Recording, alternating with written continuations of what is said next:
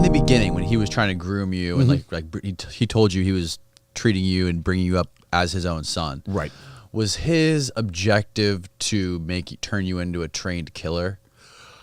No, he was turning me into again the only way I could describe it is the consummate wise guy. He wanted all of his guys, when you walked into a place, they know you're a good fella, and not because you're banging the place up or getting in fights, just the way you carry yourself and the way you talk to others, the way you dress, the way you tip. There's a whole bunch of things, and he taught me every one of those. He never walked into a restaurant where he didn't give the maitre d' a 10. And then again, this is back 30 years. Maybe we'd give him 20 now, I still do that, The person that took me to the table at Burns, I tipped her. It's just she walked me to the table, and she was shocked. But, so you had to be able to kill and hurt people when they had to be hurt, So, yeah, there's a grooming, and I tell you, baby steps. The first hit that I was even privy to in any way, shape, or form, I was asked to give a guy a flat tire. Mm-hmm. Okay, he gave me the ice pick, and that morning, very early in the morning, I gave the guy a flat. I didn't think none of it. I thought it was silly. I thought he parked in his place or in his driveway or did something disrespectful, and he just wanted to give the guy a flat. The next day in the newspaper, man killed fixing flat tire. So was shot. And I didn't say anything to Greg about it. I read it. I knew it. I knew it was the car I gave the flat to. But I think it was my first little test. You don't have to wear those. You can take them off. You sure? Yeah. Pause. Yeah. Okay. Yeah. That was my first test, where if I would have came in like panicky, or Greg, is that the same car? Like nervous, but I knew better, and I was probably only 20, but I was already around these guys. They treat me like an equal. I go everywhere with Greg. He's bringing me to meet other bosses, other captains. So I just knew. Okay. A few months later, he asked me to go buy a shovel. I buy the shovel. A year goes by, 6 months. It's not like we're killing every day. Somebody's got to go, and it's Tony Frezza. So me and Gregory have to go buy shovels and dig a hole. Okay, that's what I said. The hole was already dug. Okay. Was that the first murder you witnessed? Yeah. Yeah, that would be the first one that I was really, really privy to. That I actually brought him to his demise, But the later on, the first one that I was a crash car now. And I was right on the scene, and I saw the guy getting popped, and they jump in the car and drive away. So that's what I'm saying. They don't ask you to pull the trigger for quite a while until you've been around enough of them that you're kind of desensitized to it by the time you actually have to pull the trigger. It's hard to use words. That's a great word to use. It's sad to say, but that's a good word. You do get desensitized. That's a great way to put it, because I fumble over that to say how it's possible. Right. Especially growing up the way I did from a normal family. One of the cops on my case, Tommy Dades, a dear friend to this day, said in an interview, one of those interviews among cops where they're trying to figure out, the mind of a killer or whatever you want to call it.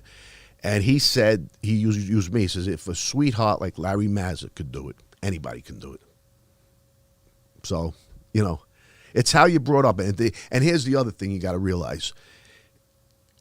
We're recruited at a very young age, where you're maybe easily misled, or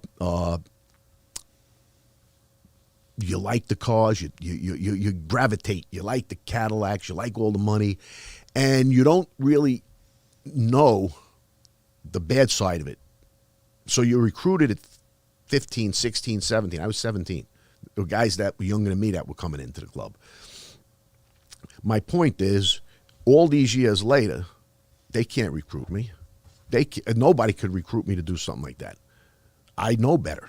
I mean, I learned the hard way in some ways, but I would never. I wouldn't. The hitman thing is another myth. I'm not a hitman. You know, the newspaper one day put an article out, hitman to testify against what do they call him? A G-man. G-man.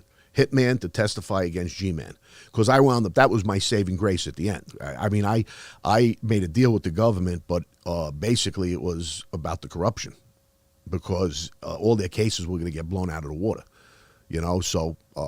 whose cases were going to get blown out of the water? Well, all the guys that were going to be going to trial, it came out now that Greg, my boss, was an informant for 30 years. So we didn't know who it was, who he was getting information from. We thought it was either a cop or somebody on the other side during the war, which I'll explain to you further. So we knew there was somebody. But now he admits, fast forward, while he's away, that he was a government informant. So he wanted leniency. Even at the very end, he wanted leniency after all the murders we did during the war. You know, and the judge says, no, can't do it, not this time. And he sentenced him to 10 years, which was life for him anyway. The aspirins, what were yeah. That was just not to get a headache? Was there anything else? We would go for a drink every night after the club. The aspirins and the liquor have a nice little effect? No, I think it's just so, if you drink too much, you get a headache. Yeah. He had the aspirins first, so he wouldn't get the headache. Okay. That was his thinking. I do that with Advil sometimes. I wonder if that's bad for you. I don't know. I think it's the aspirin itself that is very acidic and caused these holes in his stomach. Yeah, so they burst all at the same time. Anyway, he almost died, and he had to get a blood transfusion. This is another story that you can't make up. 30 of us show up to give him blood. One match. First of all, he should have took the hospital blood. It was screened. They knew there was no AIDS in it. And this is right at the height of AIDS. Mm-hmm. One match. One of our guys, Paulie Pumps, big muscle guy. He's the match. He gives him the blood. It's tainted with AIDS. So Greg winds up with AIDS. And Paulie got it from needles. He was steroids from. Jesus. They would share them. Yeah, I always say it because it's the way things are now. It doesn't even matter. But he wasn't gay. I mean, everybody thought it was a gay thing, right? And it was for the most part, right, back then. But he was he had more girls. He was polished. He's the first guy that taught me how to drink wine and taught me about the finer wines. So Paulie, but it was divine intervention that this is what God wanted for Greg to go out that way, or just dumb luck. I don't know, but he wound up with AIDS, and he had enough money that he was able to survive it because he kept using all the trial drugs.